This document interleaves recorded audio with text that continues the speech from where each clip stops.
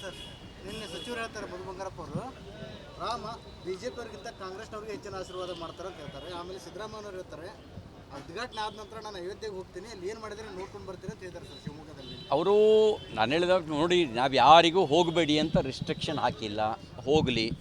ಅವರು ಕೂಡ ರಾಮನ ಭಕ್ತರಾಗಲಿ, ನಿಜ ರಾಮನ ಭಕ್ತರಾಗಲಿ. ನೀವು ಮರ್ತಿದ್ದೀರಿ ಅಂತ ಕಾಣುತ್ತೆ. ನೀವು ಟೆಲಿಕಾಸ್ಟ್ ಮಾಡಬೇಕು.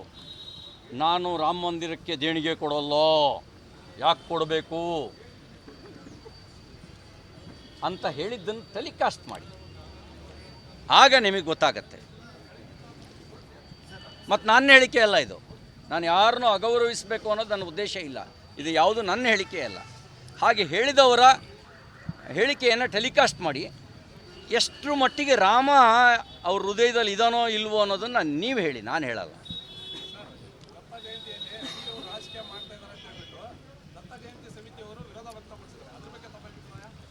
ತಪ್ಪು ಅಭಿಪ್ರಾಯ ಕೊಟ್ಟಿದ್ದೀರಿ ತಾವು.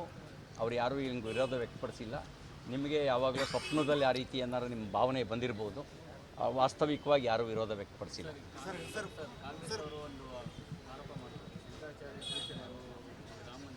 ನಾನೇನೂ ಹೇಳಬೇಕಾಗಿಲ್ಲ. ಶೃಂಗೇರಿಯ ಸಂಸ್ಥಾನದಿಂದಲೇ ಅದಕ್ಕೆ ಉತ್ತರ ಕೊಟ್ಟಿದ್ದಾರೆ. ಶೃಂಗೇರಿ ಸಂಸ್ಥಾನದಿಂದಲೇ ಉತ್ತರ ಕೊಟ್ಟಿದ್ದಾರೆ. ಮತ್ತು ರಾಮ ಶಬರಿಯ ಕೊಟ್ಟ ಎಂಜಲ ಹಣ್ಣನ್ನು ಚಪ್ಪರಿಸಿ ತಿಂದವನು. ರಾಮನಿಗೆ ಯಾವ ಜಾತಿ ಭೇದನೂ ಇಲ್ಲ. ರಾಮರಾಜ್ಯ ಅಂದ್ರೆ ಏನಂತ ಅಂದ್ಕೊಂಡಿದ್ದೀರಿ? ಅದು ತಾಲಿಬಾನ್ ಥರ ಅಲ್ಲ. ಎಲ್ಲರೂ ನಮ್ಮವರು ಅಂತ ಸ್ವೀಕಾರ ಮಾಡೋದು ರಾಮರಾಜ್ಯ. ಬಸವಣ್ಣವ್ರು ಹೇಳಿದಾರಲ್ಲ, ಇವನಾರವನೆಂದೆಣಿಸದಿರಯ್ಯ, ಇವ ನಮ್ಮವನೆಂದೆಣಿಸಯ್ಯ, ಮನೆಯ ಮಗನೆಂದೆಣಿಸಯ್ಯ, ಕೂಡಲ ಸಂಗಮ ದೇವ ಅಂತ ಬಸವಣ್ಣವ್ರು ಹೇಳಿದಾರಲ್ಲ, ಅದು ರಾಮರಾಜ್ಯದ ಆಶಯವೇ. ಬಸವಣ್ಣವರ ವಚನದ ತಾತ್ಪರ್ಯವೇ ರಾಮರಾಜ್ಯದ ವಾಸ್ತವಿಕತೆ. ಸರ್, ಬಸವ ಕಲ್ಯಾಣದಲ್ಲಿ ಅನುಭವ ಮಂಟಪ ಕಟ್ಟಕ್ಕೆ 612 ಕೋಟಿದು ಪ್ಲಾನ್ ಮಾಡ್ತಾರೆ. ಬಿಜೆಪಿ ಸರ್ಕಾರದಲ್ಲಿ 200 ಕೋಟಿ ಕೊಟ್ಟಿದ್ದಾರೆ. ಬಟ್ ಈಗ ಕಾಂಗ್ರೆಸ್ ಸರ್ಕಾರದಲ್ಲಿ ₹1 ಬಂದಿಲ್ಲ ಅಂತೇಳಿ ಏನು ಬಸವ ಕಲ್ಯಾಣ ಶಾಸಕರು ಆರೋಪ ಮಾಡ್ತಿದ್ದಾರೆ. ಗ್ಯಾರಂಟಿ ಹಣ ಜೋಡಿಸೋದ್ರಲ್ಲಿ ಬಸವಣ್ಣನ ಹೆಸರು ಹೇಳ್ಕೊಂಡು ಬಸವಣ್ಣಗೆ ಇವರು ತಾತ್ಸಾರ ಮಾಡ್ತಿದ್ದಾರೆ ಅನ್ನೋದು ಒಂದು ಆಪಾದನೆ ಮಾಡ್ತಿದ್ದಾರೆ ಸರ್. ಅನುಭವ ಮಂಟಪ ಅಲ್ಲಿ ಹಿಂದೆ ಇತ್ತು ಅನುಭವ ಮಂಟಪ.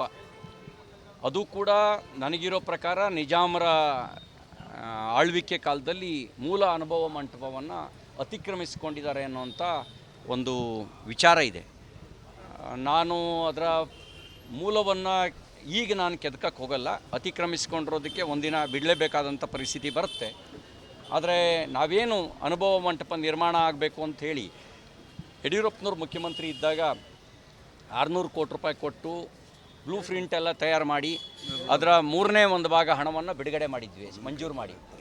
ಶೀಘ್ರ ನಿರ್ಮಾಣ ಆಗಬೇಕು ಅಂತ, ಅದಕ್ಕಿರುವಂಥ ಎಲ್ಲ ಅಡೆತಡೆಗಳನ್ನು ನಿವಾರಿಸಬೇಕು ಅಂತ ಆಗ್ರಹಿಸಿದೆ. ಅನುಕ್ಷಣದ ಸುದ್ದಿಗಳಿಗಾಗಿ ವಿಸ್ತಾರ ನ್ಯೂಸ್ ಯೂಟ್ಯೂಬ್ ಚಾನೆಲ್ ಸಬ್ಸ್ಕ್ರೈಬ್ ಮಾಡಿ.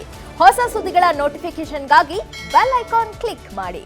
ಲೇಟೆಸ್ಟ್ ಅಪ್ಡೇಟ್ಸ್ಗಾಗಿ www.vistaranews.com ವೆಬ್ಸೈಟ್ಗೆ ವಿಸಿಟ್ ಮಾಡಿ. ಅಂಗೈಯಲ್ಲೇ ಜಗತ್ತಿನ ಸುದ್ದಿ ತಿಳಿಯಲು ವಿಸ್ತಾರ ನ್ಯೂಸ್ ಕನ್ನಡ ಆಪ್ ಡೌನ್ಲೋಡ್ ಮಾಡಿ.